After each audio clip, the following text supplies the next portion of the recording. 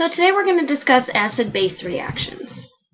So we normally define acids as compounds that contain an H+ ion and bases that contain a hydroxide ion. These are called Arrhenius acids and bases, but we need to expand our definition to include bases that don't contain hydroxide ions. And so now we have what are called Bronsted-Lowry acids and bases, and the basic definition for those is that an acid is a proton donor, so it's donating its H+ ion or some other proton, and then a base is a proton acceptor, and so it's going to accept the H+ or whatever proton is donated by the acid. Okay, so we can have strong acids and weak acids.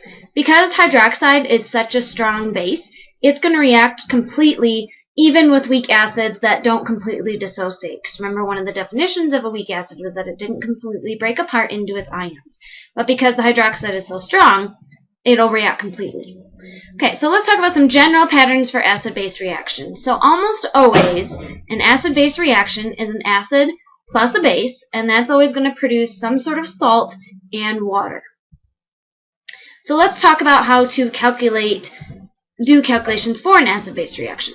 First thing we want to do is list all the species present before any reaction occurs and decide which of those species is going to participate in the reaction itself, or the reaction we're interested in. Then based on that, you're going to write the balanced net ionic equation for that reaction. Usually we need to calculate moles of reactants. In most cases, we're going to be given volume and molarity, so we need to calculate moles because that's how we convert between species.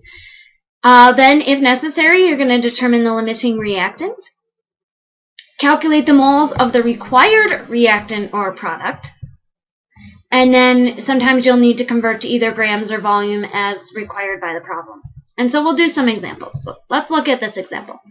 So we want to know what volume of a 0.1 molar HCl solution is needed to neutralize 25 milliliters of 0.35 molar NaOH.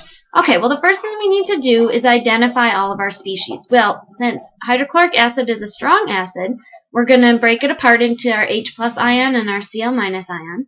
NaOH is a strong base, so we've got our sodium ion and our hydroxide ion. Now, when we switch partners, we're going to produce sodium chloride and water. Well, since sodium chloride is aqueous, it's not really going to contribute to this reaction at all. So our overall reaction is our H+ plus our OH- producing water. And so that's the reaction that we want to go with, and that's our balanced net ionic. So now the next thing that I usually do is write my information underneath each compound so that I can get things organized. So we're looking for volume of the HCl, which is what the H+ came from. And we know we have 0.1 molar of HCl. And we want to neutralize 25 milliliters of our NaOH, so that goes under our OH-. And we know that that molarity is 0.35 molar. Well, if you take a look at our balanced net ionic equation, everything is 1 to 1 to 1. So if I know how much OH I have, that's going to tell me how much H+ is being neutralized because everything is 1 to 1. So if I had 5 moles of OH- ion, I know that would neutralize 5 moles of H+. So the first thing I want to do is find the number of moles of OH. Well, I know that molarity equals moles per liter. And so if I want moles, that means it's molarity times liters. And so I'm going to take my molarity, 0.350 molar. I want to multiply by liters. This is milliliters, so I want to move my decimal 1, 2, 3 spots. So 0.0250 liters. And I've already calculated that. That should give you 0.00875 moles. And this is moles of OH-. Well, since everything is 1 to 1, this also means that that's the number of moles of H+, or, our HCl, basically. Okay, so now that I have moles of H+, and I have the molarity of H+, I can find the volume. Where we said molarity was moles per liter, if I want liters, that's equal to, let's see, I'd multiply, then divide, so moles per molarity. And so I'm going to take the moles that I found based on my 1 to 1 ratio, divide that by my molarity, which for the H+ was 0.1. Now when you're dividing by 0.1, All you're doing is moving the decimal one spot, so this gives me 0.0875 molarity of H plus, or the, not molarity, liters of the HCl. Now the last thing I need to do is check my significant figures. Looks like I have 3 for everything, and I have 3 down here, so this becomes my answer. Okay, let's look at another example. Okay, in a certain experiment, 28 milliliters of 0.250 molar HNO3 and 53 milliliters of 0.320 molar KOH are mixed. Calculate the amount of water formed in the resulting reaction, and then they want to know the concentration of H plus or OH minus ions in excess after the reaction goes to completion. So let's deal with that part in a second. First thing we need to do is identify all of our species. So HNO3 is a strong, well, somewhat weak, but we're going to say it's going to break up. So we have H, because we have that strong base, so it's going to completely react.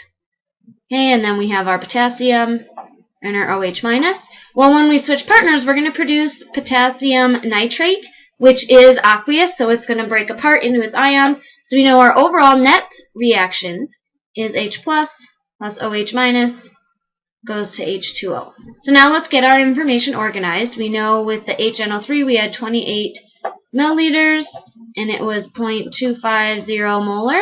And then for the KOH we had 53 milliliters, and it was 0.320 molar. Now the convenient thing so far is that everything is 1-to-1.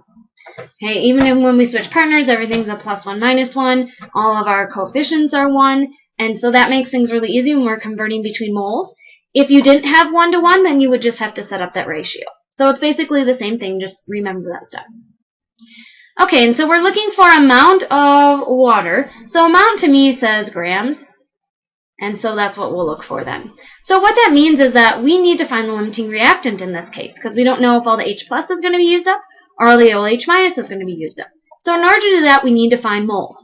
Well, we know from the previous problem that molarity is moles per liter, and so in order to find moles, it's equal to molarity times liters. So I've already done this for you, but if we, for our H plus, or for our HNO3, if we take our 28 milliliters, which is 0.028 liters, times our molarity, we should get 0.007 moles of the H plus. And if we do the same thing for the OH minus, so take our 0.053 liters times the 0.32 molar, it gives us 0.017 moles of OH minus. So because everything is 1-to-1, I'm looking for the species that contains the least number of moles because I know that's going to be used up first. Again, like we said, if it wasn't 1-to-1, just do your mole ratio for both of them, figure out which one produces the least number of moles of water. But because we're all 1-to-1, it's much easier, and because H plus is less, that tells me that H plus is my limiting reactant. So what that means then is that I'm going to produce 0.007 moles of water. Now if I'm looking for amounts in grams, all I need to do is use my molar mass.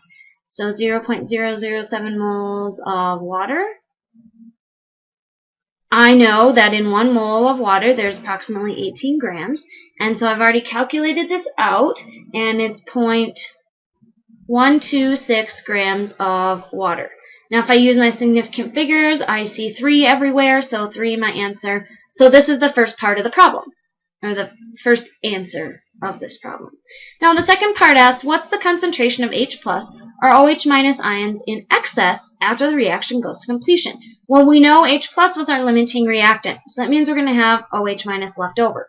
Well, since everything's 1-to-1, I know I'm going to use up 0.007 moles of OH. And so really all I need to do is subtract those amounts, and so that's going to give me 0.01 moles left over. But it wants the concentration, which is moles per liter. So since that's my moles left over, I'm going to divide that by my liters. Now, because I'm reacting two things together, I need to incorporate the entire volume. So that's 28 milliliters plus the 53 milliliters. If I put this into liters, it's my 0.028 plus 0.053 liters. And if I divide 0.01 divided by that sum, I get 0.1234, which is kind of funny, moles of water, or molarity. Oh, not water. OH minus. And so now if I do significant figures, I want 3. The 4 is not going to round it, so my final answer is 0.123 molar OH minus, which is in excess. Okay, because there's extra OH floating around, you have to incorporate the entire volume of the solution, not just the initial volume of the OH that was added.